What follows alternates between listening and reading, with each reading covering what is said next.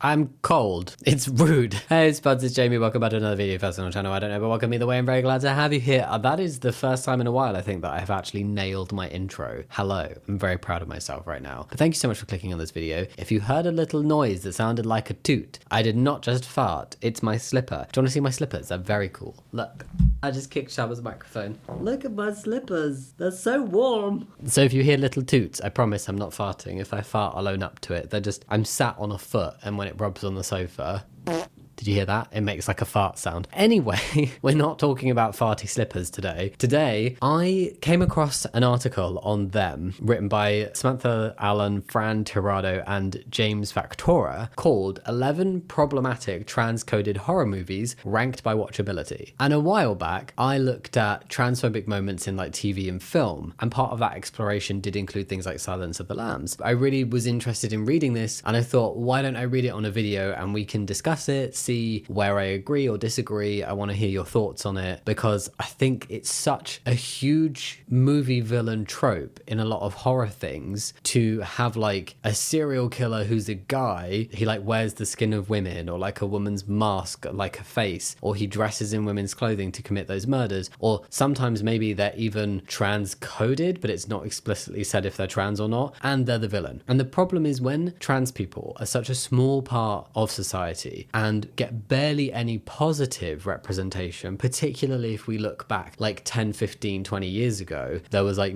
really no positive rep for trans people in TV and film at all, aside from like the very odd instance. When you then pose men in women's clothing as the villains and as dangerous and duplicitous and murderous and all of this kind of stuff, it doesn't really help society progress forward with trans positive views, and it makes it so much easier to then actually paint particularly trans women as villains within society, because it's kind of what we've been fed in media for decades. It's not super common, but it's more common than it really should be. So I was really intrigued to read this article and see what these kind of instances are. I can see in the photo, I'm pretty sure we have Buffalo Bill. I think this is Norman Bates from Psycho, Frankenfurter from, they are called Frankenfurter, like Dr. Frankenfurter, right? I'm not getting that wrong, but Rocky Horror Picture Show. And I'm pretty sure that's Nicolas Cage's character from Longlegs. So I'm really intrigued to see what this article says and what it says about the movies and which movies are included. So I just thought that we could have a little read through it together and have some fun. Now, before we find out just how problematic these trans-coded horror movies could be, I want to introduce you to something very not problematic. Thank you to Bellessa for sponsoring today's video. Bellessa is a bi-woman company for all things sexual wellness and are on a mission to empower everyone to embrace, celebrate, and explore their sexuality. I mean, I say I'm introducing you to them. I'm sure you've seen me speak about Bellessa on the channel before. I've spoken about them many a time. And if you don't already love them as much as I do, then let me tell you something very special. They're giving every single 18+ spud who signs up to the giveaway using the link in my description box a free rose suction toy with their order. The rose suction toy is their viral TikTok sensation and literally looks like a rose. How cute is that? And not only does it look very pretty, but it also works very well. With 10 different modes and size to fit nicely in the palm of your hand, it provides you with complete control of your pleasure. And Bellessa are giving them away for free with orders. It's a win-win. For some other ideas of what Bellessa offer and what you might like to order to get your free rose toy, let me introduce you to a few others, giving you a little toy tapas, if you will. The Pebble is also very cute and designed to fit ergonomically in your hand. It gives independently controlled suction and vibration and has no annoying pattern modes. The Air Vibe comes in the most discreet casing and is silent,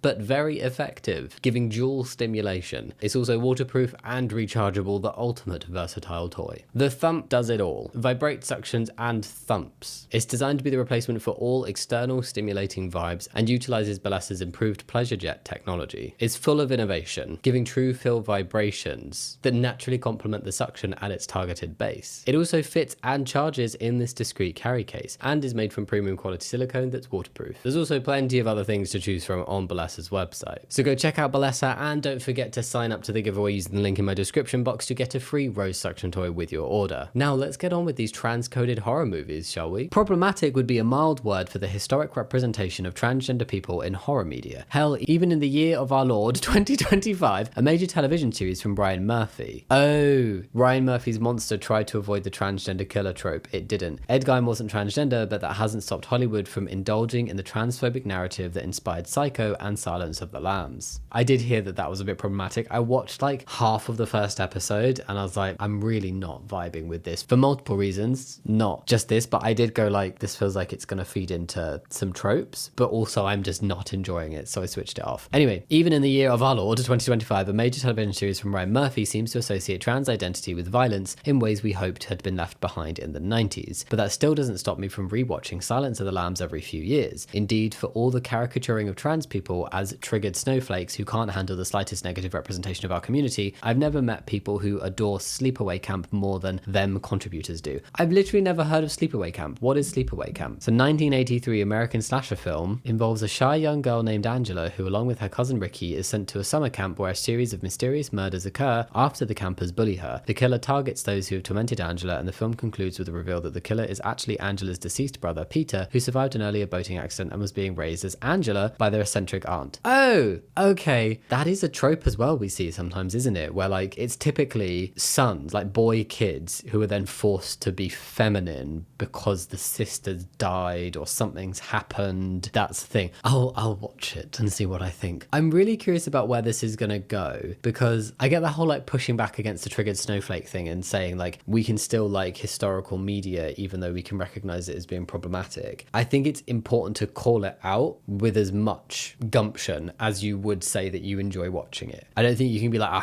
love watching Silence of the Lambs. Yeah, I know it's a little bit problematic, isn't it? I feel like it needs to be, I acknowledge that Silence of the Lambs was made in a time where this type of thing was acceptable. I enjoy watching it. It doesn't put me off it, but that type of thing shouldn't still be happening now. And we need to call out why that was a problem. And it's a problem to like kind of idolize that portrayal and caricature of certain types of people. So I'm interested to see where this is going to go, because yes, we can separate the art from the bigotry in that sense. Like, if it was a older show where we recognize that wasn't okay, and by still indulging in it and enjoying it, we're not meaning that a bigot is profiting off of that bigotry. Like, these shoes are so damn squeaky. It's sometimes difficult to talk about the movies on this list without using reductive language like guilty pleasures, especially at a time when the right-wing conflation of trans identity with violence carries extremely damaging political consequences. How could we not feel guilty gushing about Psycho at a time when a significant percentage of the country thinks that trans women really are like Norman Bates? And it is the fault of having these media references bolstering the bigoted political lies that trans people are just violent and dangerous, because it feeds into that narrative. It feeds into those horror movies that people watch and would have been terrified of this man dressed as a woman who kills people, and now trans women are being described as men who dress as women and are dangerous. And it kind of all will link, whether consciously or subconsciously, for a lot of people. And on the other side of the equation, some devoted fans believe their love of a film somehow absolves it of any sins, even though it's perfectly fine to love Rocky Horror while critiquing its reliance on trans killer trope. I haven't watched Rocky Horror all the way through, and I've not watched any of it for a very long time. I'm not entirely sure of the plot line. It never like grabbed my attention. Specifically, I never had like a deep want to go and watch it, so I'm not entirely sure. But I've heard some people say, yes, transphobic, full of tropes, like we should really acknowledge it for what it is and call out what's wrong with it. And then other people say no, because the protagonist or antagonist or the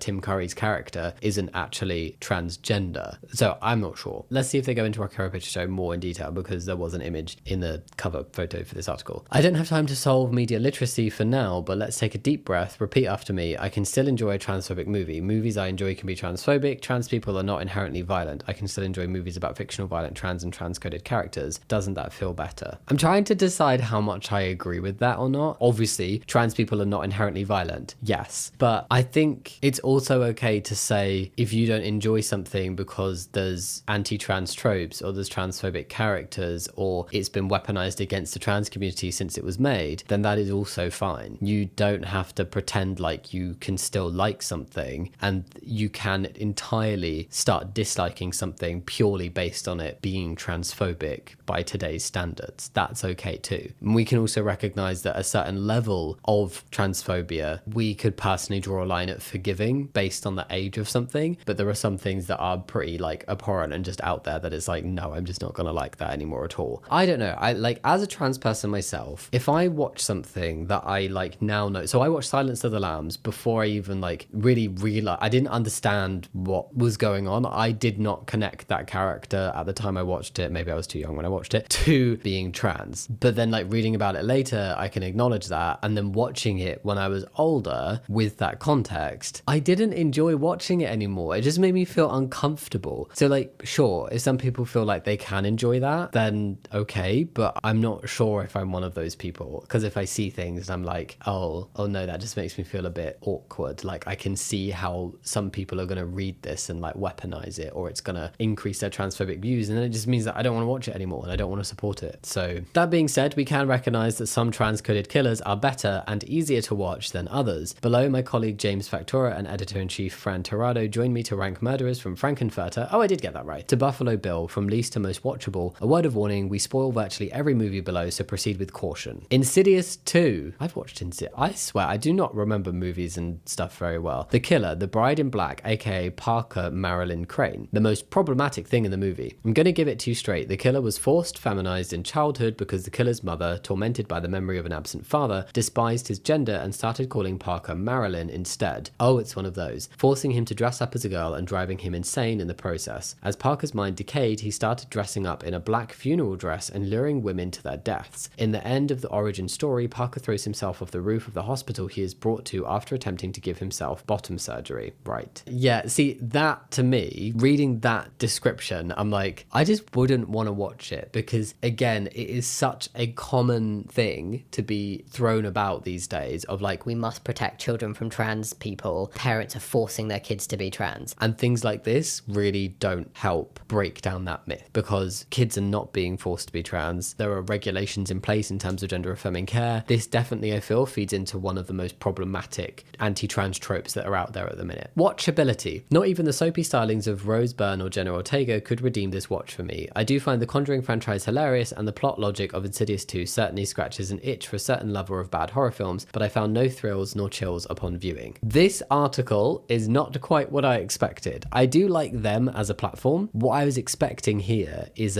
this is why they're problematic, and the watchability is based on how problematic it is and how uncomfortable a watch it could be for a trans person, or how damaging the anti-trans trope could be to a viewer, because we are all very susceptible to subliminal messaging. That unconscious bias exists for a reason. I really don't think it's a stretch to say that stuff like this, people watching it and then hearing similar things said by bigoted politicians, just reinforces an unconscious bias that could have been picked up from a piece of media like this, or brings back to the forefront what happened in this piece of media, and people will use that as evidence that this bigoted lie is actually true. So I kind of wanted a bit more from this. I didn't want it to be like you can watch the transphobic movies if you want to, we're going to tell you why they're transphobic, then we're going to tell you if it's watchable, but not based on the transphobic trope, but based on it as just a movie.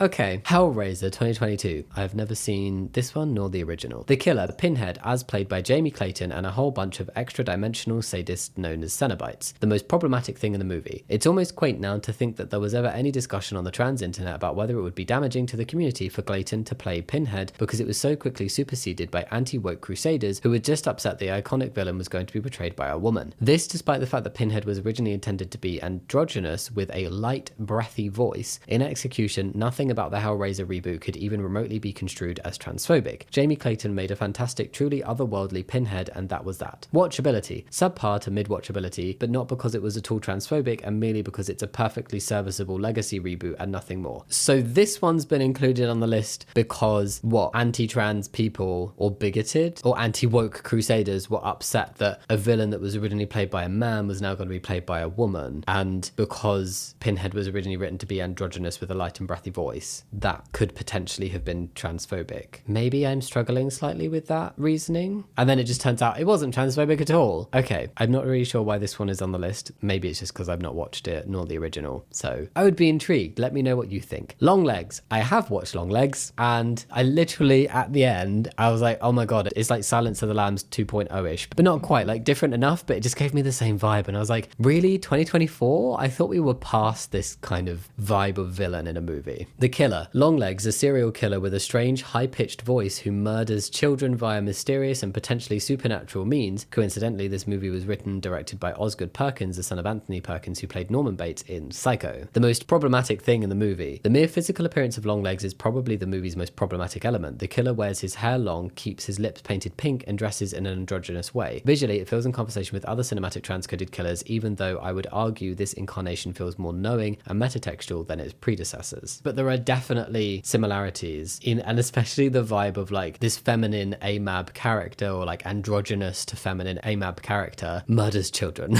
Like, they're coming for your children. Won't somebody please think of the children? Watchability. This movie was no Silence of the Lambs, and it takes a turn in the third act that doesn't quite work, but it was still a procedural pleasure. The alleged transphobia feels very mild. What makes the movie most interesting to me is reflecting on how Oz Perkins' experience growing up with a closeted father informed its themes, but that happens outside the theatre. Bonus points for Oz later saying anyone who's anti-trans is a piece of shit idiot, and it would be great to not be confused with a piece of shit idiot. I think what needs to be distinguished here is purposeful bigotry and being purposefully transphobic and feeding into anti-trans tropes, and accidentally creating a storyline or a character that feeds into those tropes based on previous media. So because this feels like Silence of the Lamb in vibe, there could have been inspiration from that with no intention to create this as being anything that would be viewed as transphobic. However, like the subconscious inspiration, right, is definitely not the worst thing I've seen. I'm not really sure why this one, when the Ed Gein was kind of quite slated at the beginning of this article, which feels like a 2025 version of Silence of the Lambsy, and yes, Longlegs does not have as much like physical presence in the appearance and does not like wear the skin of dead women. That is quite a big difference. I'm not sure why this gets off so much lighter than the Ed Gein, if that makes sense. I watched it and I wouldn't have said, Oh, the creator of this movie is clearly transphobic. I'm just like, oh, there's something in here that feels a bit unnecessary, but it's really not the worst I've seen. Dressed to Kill, 1983. The killer, Bobby, aka Dr. Robert Elliott, a trans woman who kills people because she is too repressed to function. Oh god. The most problematic thing in the movie. The entire premise? Essentially a spiritual successor to Psycho. This is one of the most prominent examples of the transgender killer trope in the history of cinema. In a wryly funny piece of In a funny piece of understatement, director Brian De Palma later reflected on the movie's impact on the trans community, saying, obviously, I realize that it's not good for their image to be transgender and also be a psychopathic murderer. Yeah, I think it's not a masterpiece like Psycho, but it's still a lot of fun. I get it. It's like over 40 years old now, but I don't know how something could be simultaneously described as like the entire premise is problematic for the trans community and let's please not create psycho killers that are transgender when, especially in the 80s, there is no positive representation to kind of counterbalance that. How you can then just be like, it's not a masterpiece, but it's a lot of fun. I don't know what's happening with this article. I don't know if I agree with it. I want to watch the trailer for this movie though. Do you find me attractive? Of course. Michael Caine. Would you want to sleep with me? Yes. Then why don't you? Because I love my wife, and it isn't worth jeopardizing my marriage.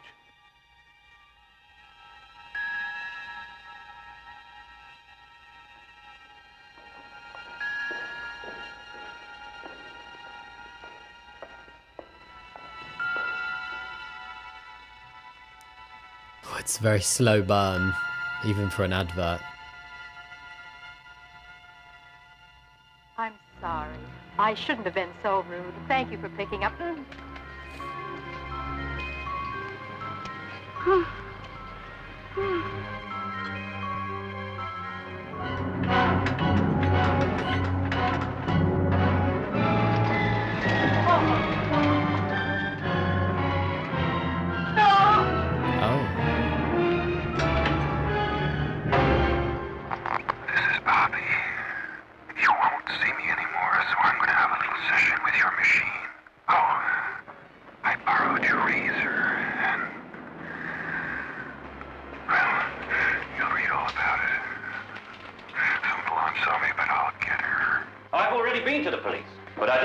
This is like a very long. To her first.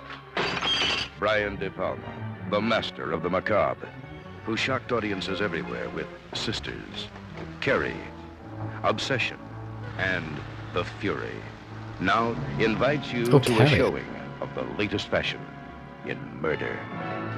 Oh, shower scene. So Dressed psycho. to kill. Michael Caine, Angie Dickinson, Nancy Allen, dressed to kill. Murder, made to order. The Dress to Kill title definitely means something different when you know that the killer is like a trans woman. I'm not sure if I would just be like, yeah, I can recognize that this is just straight up like anti-trans trope and a really not good representation of the trans community. But oh, it's fun. It's a fun watch. It's such fun. Such fun! House of Wax. I've seen House of Wax. I'm trying to think if I remember. I mean, really, all I remember is literally that scene in the official trailer thumbnail and what happens next. And then there's other bit because Jared Padalecki's in it. And then isn't Paris Hilton in House of Wax? I remember like snippets, but not the whole thing. There's Wax. The killer. Vincent Sinclair, a reclusive and non-verbal masked killer obsessed with luring people into the eponymous House of Wax in the remote town of Ambrose and turning them into human sculptures. The most problematic thing in the movie. Okay, so Vincent is not textually trans, but as someone who recently viewed the film with 4 other trans women, we immediately clocked the tea of Miss Sinclair, whose long, scraggly tropes in a long lineage of Ed Gein's, Buffalo Bills, and Leatherfaces. She's obsessed with creating life-size wax dolls by Frankensteining her victims' body parts together. She can just go to Callan Lord for that. Oh, okay, so basically the killer is androgynous, maybe wears like a feminized face mask, but not skin wax. Watchability. I regret to inform you that my aforementioned recent all-doll viewing of this film was one of my favorite movie watching experiences of the year, as the very 2005 nature of the horror's casting, script, and vibe is deliciously good bad. The gore is extremely satisfactory, the jump scares hold up, and Paris Hilton gives an iconic no-notes performance delivery, every line completely deadpan to perfection. She should be in more horror films. Maybe I'm more willing to forgive the older movies. Like, this feels more on par with like the Longlegs, where there's not like a huge amount of visuals of the killer as far as I can remember, and the killer's not exactly like full on dressing as a woman wearing like a woman's face, like literal woman's face. I feel like this is that kind of more like tame version, but it's 20 years old. It's not a year old. So we do need to acknowledge the progress we've made, and like also the completely different political climate we're in, where these anti-trans tropes are really strongly playing into the very specific things that are being said against the trans community right now. I cannot say that enough. And this isn't me saying that political transphobia and transphobia in general didn't exist 20 years ago, nor that people were saying this kind of thing, but it is so loud right now. We don't need mainstream media to play into it. What we need is really strong, very obvious positive trans rap in media. We don't need any more villains and evil characters that could be read as being trans-coded or feed into the notion of trans people being dangerous and violent. Titane, 2021. The killer, Alexia/Adrian. Oh, a serial killer who has sex with a car and is impregnated. What? Yes, by the car. I'm done.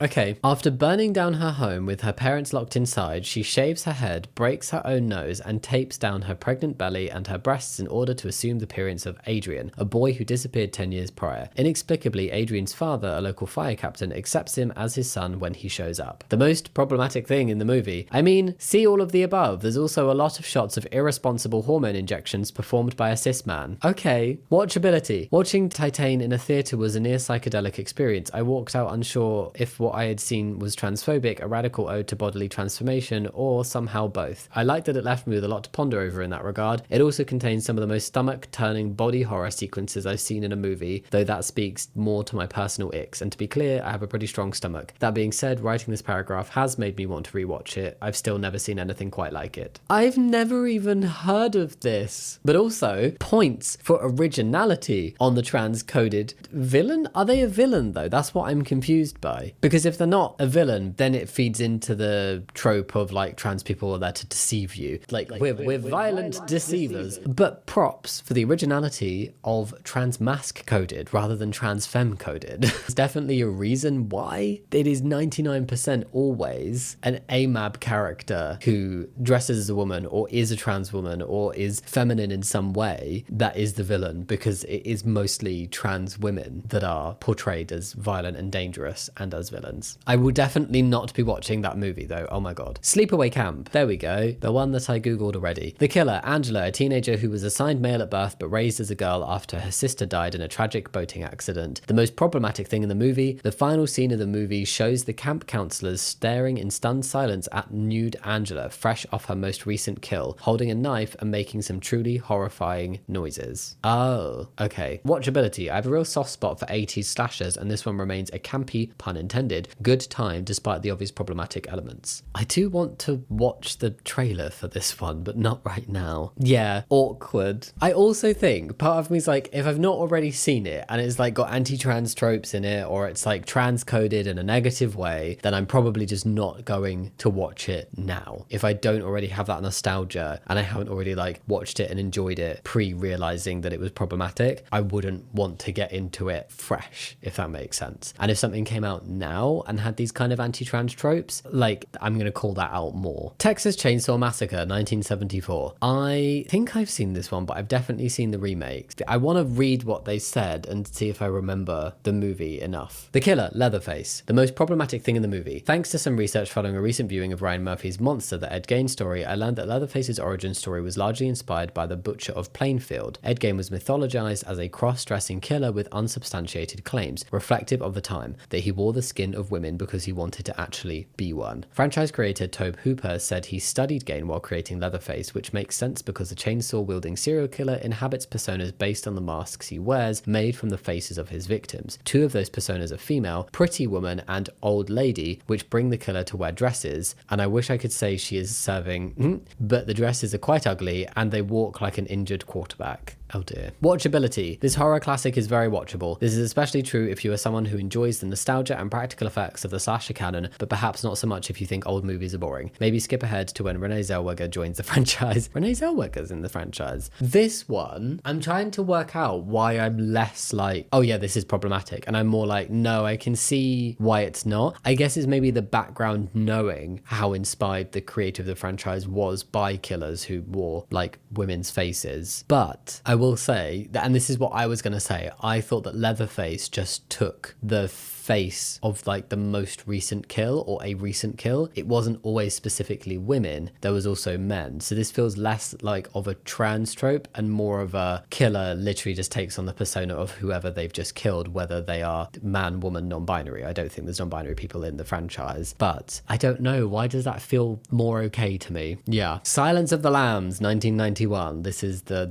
big daddy. The killer, Buffalo Bill, a cross-dressing serial killer who skins his female victims. The most problematic thing in the movie, Buffalo Bill is making himself a woman suit out of the skin of human women. So yeah, it's maybe the archetypal example of wildly transphobic caricature in a horror movie. I really think it is. And this is the other difference between things like Silence of the Lambs and Leatherface. Leatherface doesn't just kill women. Like a lot of the time, the targets of these like anti-trans like coded characters are women. I guess House of Wax as well. The killer doesn't only kill women, but then Longlegs, although it doesn't only kill women, kills children specifically, which again, like women and children are the two groups of people that bigots like to try and claim they're protecting in the name of transphobia. So maybe that's also why Leatherface doesn't feel as bad. I could literally be way overthinking all of this. I just thought this article would be fun to make a video on and just like have a read and share some thoughts. Watchability. This is the only horror movie to have ever won Best Picture Oscar, and it spawned dozens of imitators, including Longlegs. If you've enjoyed essentially any piece of media in the last 30 years with a cat and mouse dynamic between an investigator and an eerily intelligent killer, this is essentially the source text. Psycho. This is another like big hitter one on this list. The killer, Norman Bates, a reclusive California motel operator whose alter ego is his late mother whom he murdered. Norman dresses up in a wig and women's clothing to slash the people who stay at his remote roadside inn. The most problematic thing in this movie is the final scene. A district attorney excitedly exclaims he's a transvestite to a psychiatrist who in turn counters that Norman was simply doing everything possible to maintain the illusion that his mother was still alive. Hitchcock rarely misses, and this is some of his finest work. This movie may have delayed my coming out as transgender by 3 or 4 years, but it's so good, I can forgive it. Am I just missing sarcasm throughout this? I don't know if you can be like, oh yeah, this made me scared to come out, but I still enjoy it. It's worth it. Forgiven. Psycho birthed a lot of similar-ish villains. The Rocky Horror Picture Show. The killer, Frankenfurter, a sweet transvestite from transsexual Transylvania,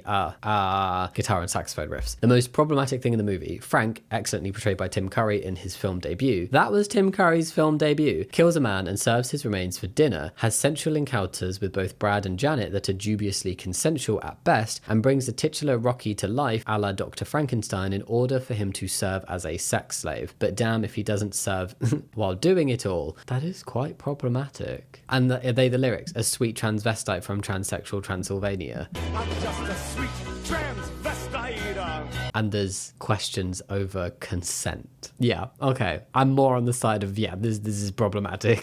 Watchability. Yes, Rocky Horror plays into unquestionably transmisogynistic tropes. It is also a timeless classic of queer culture, and moreover, one of the most fun viewing experiences ever, whether or not you attend a Shadowcast screening. I don't know what Shadowcast screening is. Believe it or not, these things can all be true at the same time. Don't dream it, be it is also one of the most wonderful sentiments from the film, and one that so succinctly sums up what is so special about trans existence. Okay, I was like struggling to put my finger on what I wasn't vibing with this article, but for me, I think it's because sometimes it feels like the problematic things in the movies are being excused if the movie's good enough. That shouldn't be the case. I don't care if it's like the most amazing movie in the world or the most classic movie ever. If it has tropes in it that damage a marginalized community, then why are we applauding it? Like, watch it privately and all of this stuff, but I just find it a bit weird to like fully acknowledge that some of these movies have been damaging, particularly ones like Silence of the Lambs, but then be kind of like lording over it and like, no, but it's amazing. It's like a classic piece of cinema. I'll go watch it. Like, that just feels like a little contradictory to me. I appreciate this seems to have been an article written by trans people, and so obviously within a community we can disagree on points, but I personally don't take quite as blasé a standpoint as the people who've written this article, unless I am just entirely missing a lot of satire. But I feel like if it's missable, it's not good enough, and it needs to be unmissable in order to not cause people further discomfort personally, or encourage people to watch movies that have anti-trans tropes. I don't know if anybody said it specifically, but like some moments almost felt like, Oh, but it's okay that it feeds into transphobic tropes because it's a really good piece of cinema. and I'm like, but I don't care personally. I can recognize that some of them are not that bad, and some of them are forgivable, and some of them are old where like I personally do forgive, but like I wouldn't then like go pay to watch some like classic rerun of an old movie that's transphobic in the cinema, or like pay to buy the DVD or something. I wouldn't like put money into it personally. But a newer movie in particular, we've all spoken to death about how damaging the tropes in The Silence of the Lambs is. Why are we still seeing even like softer elements of this being recycled in 2024 and 2025 in movies and TV shows? That's the frustrating thing. And I kind of like wanted an article that was either like really strong in its like sarcasm, or saying like,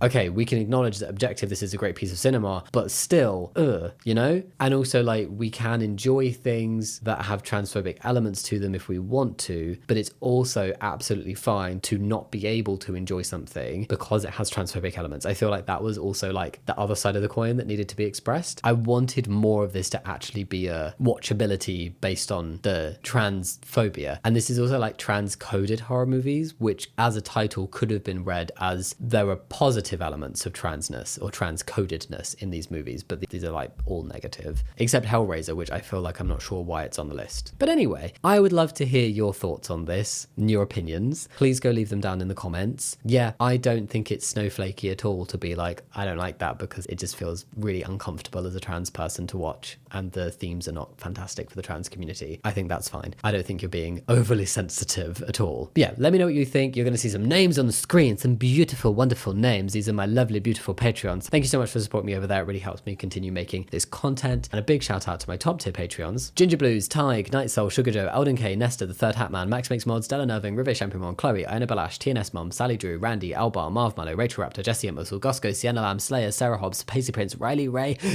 I ran out with 5 names to go. Damn it, I really wanted to get through the whole list in one breath. Build out the show at @888_Mars, the deck of cards, Claire Henley, and Marin. I'm just gonna practice getting longer breaths. Maybe I need to go for some runs or some cycling, and then I'll be able to do it. Thank you so much for your support. I really appreciate it. And thank you so much for watching this video. Much love. I'll see you next time. Bye.